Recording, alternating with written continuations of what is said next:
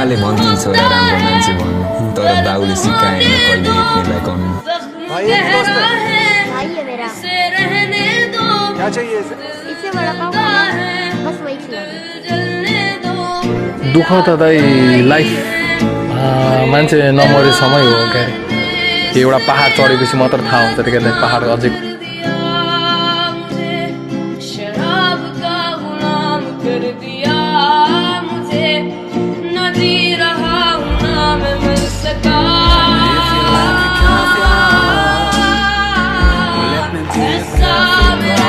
समय बदलिँदै जाँदा ती बाल्यपनका साथीहरू पनि छुट्दै गएछन्।